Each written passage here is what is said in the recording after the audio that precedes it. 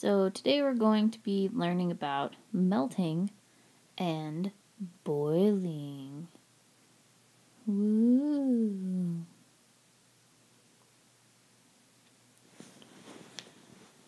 Now, as we have learned the last week or so, all substances can exist in all three states of matter.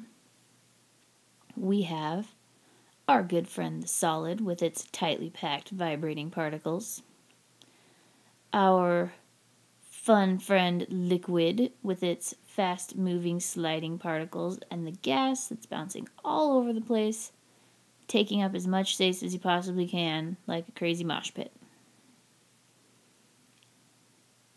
So here I have my amazing magnets of science, and they're all clumped up close together here, so they are a solid, right? Then we add our awesome little flame magnet of science, and the solid starts heating up, spreading apart, expanding into a liquid. If we keep adding heat, the particles in the liquid continue expanding until they become gas, like we saw the other day with the balloon. Always adding heat, they're speeding up, spreading out. Taking away heat, they're slowing down, contracting.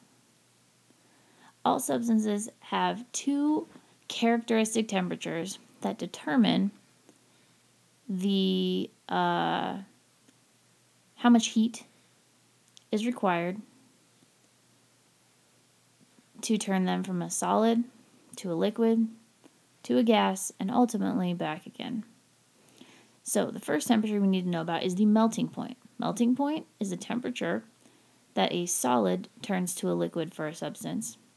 Boiling point is the temperature that a liquid turns to a gas for a substance. Now, interesting little caveat here. The melting point is also sometimes called the freezing point because it's the same temperature. The liquid goes to a solid, the solid goes to a liquid. It happens at the same temperature. Boiling point doesn't have a different name. It's just the boiling point. Liquid to gas or condensation, vaporization happen at the same temperature. Melting and freezing happen at the same temperature. So everything has two temperatures. So let's do some math. We learned that absolute zero is negative 273, the coldest possible temperature. Metric is set up based on water, which freezes at 0 and boils at 100. And then room temperature is about 24. We have 75 degrees Fahrenheit to give you kind of an idea. Now mercury melts at negative 39. So at room temperature, it's a liquid, and it boils at 357. So that's why water and mercury are both liquid at room temperature, because their melting point is below room temperature and their boiling point is above room temperature. Now, what's cold?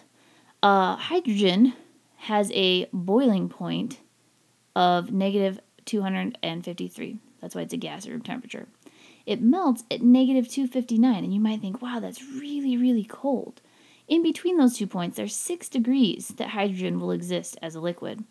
And below that, it's a solid, until absolute zero, which is really not that far away from negative 259 to negative 273. The coldest boiling point that exists, though, is helium at negative 269. So it boils at 4 points above absolute zero, and it never, ever freezes. Helium never turns into a solid. It's ridiculous. I didn't know that till the other day. So on the other side, wow, tungsten has a really, really high melting point. Highest of anything, 3422. It has a boiling point of 5,555, but rhenium has the highest boiling point of anything at 5,596. So if we look at our extreme melting and boiling points of science, helium has the lowest, tungsten has the highest melting points, and then hydrogen has the lowest boiling point, and rhenium has the highest. So, the phase graph, because we have to have more math in our life. Yeah. So we look at a phase graph, we label the axis with heat on the bottom. Sometimes it will be labeled time, because it takes time to add heat to a substance. And then over on the side, we have temperature. temperature is a measure of heat. So, first little line that we'll have is always going to be the solid, because we haven't added very much heat to a substance and its temperature is low. Then it hits the melting point and the graph levels off. That means that all of the heat for a little bit is going into making the phase change happen. In this case, if we're heating something up, it's melting into a liquid phase, which is the next one. Then we hit the boiling point, where we're vaporizing, and all the energy, all that heat goes into vaporizing. And then once all of the substance has been turned into gas, it will increase to infinity. And then on the low side, it will, stay solid until absolute zero. That negative 273. Now this works the other way, because we can have a gas cooling down and condensing into a liquid, or a liquid cooling down and freezing into a solid. But these changes, these phase changes, happen at those two temperatures, melting and freezing. So like oxygen melts at negative 278 and boils at negative 183. So we might see a graph labeled like this. But then if we take a different substance, like say, I don't know, gold then could melt at 1064 and boil at 2856. So melting point and boiling point are really the two things that are going to change on the graph, but usually they're going to look the same with those 3 lines and 2 plateaus. So now after this lovely video, we know about solid, liquids, and gases. We know about our phase changes.